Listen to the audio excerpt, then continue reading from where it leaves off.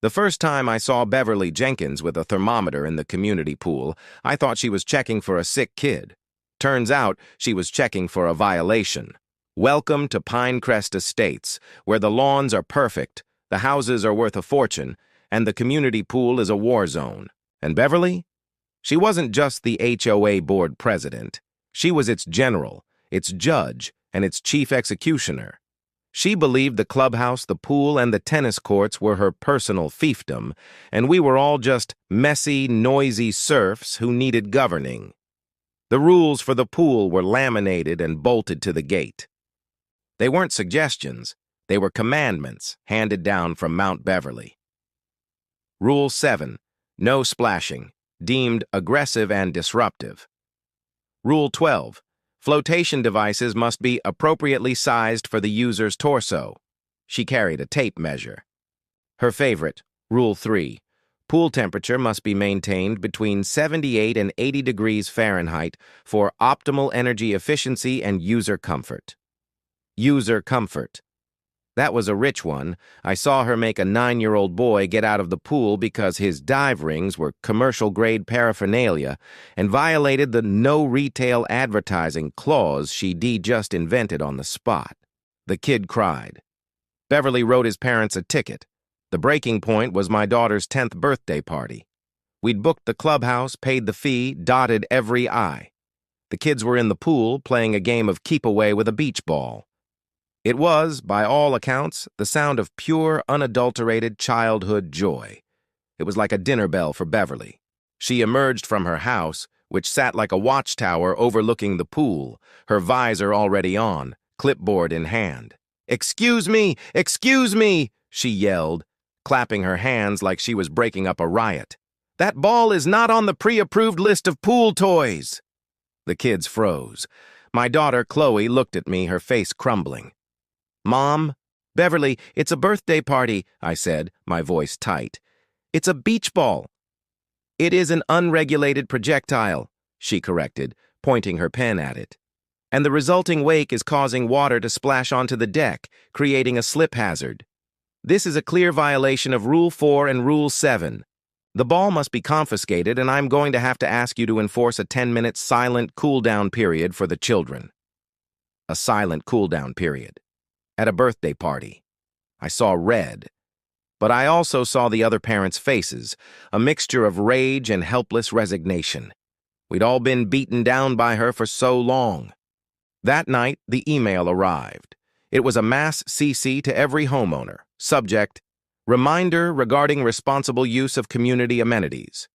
It was a not-so-thinly veiled recounting of our transgressions, complete with a link to the 42-page PDF of pool rules. But this time something was different. Instead of the usual silent groans, the replies started flooding in. From Mark Chen. "Beverly, while we're on the topic, can you clarify why my family AS reservation for the tennis courts was denied last week for excessive grunting during play?" From Sarah Lopez. "And why was my book club asked to leave the clubhouse for overly enthusiastic laughter that violated the Brasso-decibel ordinance?" From Dave Miller. "My son was told his swim trunks were too colorful and distracting. They were blue, Beverly, navy blue." The dam had broken. We'd found our army in a thread of reply-all emails. The revolution was planned not in a secret meeting, but in a chaotic group text titled Pinecrest Piranhas. Our weapon wasn't anger, it was malicious compliance. The next Saturday, the day Beverly held her sacred poolside reading hour, we struck. At exactly 10:01 a.m., the 1 minute after the pool officially opened, we descended. Every single one of us. We didn't break a single rule. We followed them to the letter. Mark Chen played tennis on the nearby courts, hitting the ball with soft, silent taps. No grunting. Sarah Lopez's book club sat on loungers, reading their books and occasionally sharing a silent, closed-mouth smile. No laughter. My daughter and her friends waded slowly into the shallow end, using flotation devices that had been pre-measured and certified appropriately sized. They moved through the water like ghosts, making not a ripple. The silence was deafening, and it was absolutely maddening. Beverly's head snapped up from her book. She looked around, her eyes wide with horror. We were all there. We were all using her facilities.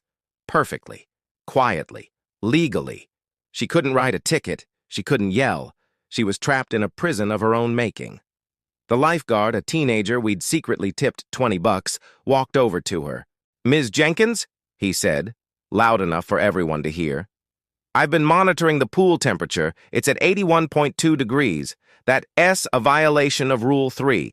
I am going to have to ask you to exit the pool area until it recalibrates, for everyone's optimal comfort." The look on her face, the sheer, sputtering, impotent fury, was worth every fine, every moment of anxiety, every confiscated beach ball. She gathered her things and fled, the silent, staring eyes of the entire neighborhood burning into her back. She resigned from the HOA board the following week, citing a desire to spend more time with her family. The new board's first act was to host an actual rowdy, splash-filled pool party. The first rule on the new, single-page list of guidelines: be cool, don't be a Beverly. The moral of the story is simple. You can try to control the space, but you can't control the people in it. Not if they finally decide to stand together. And sometimes, the quietest revenge is just following the rules.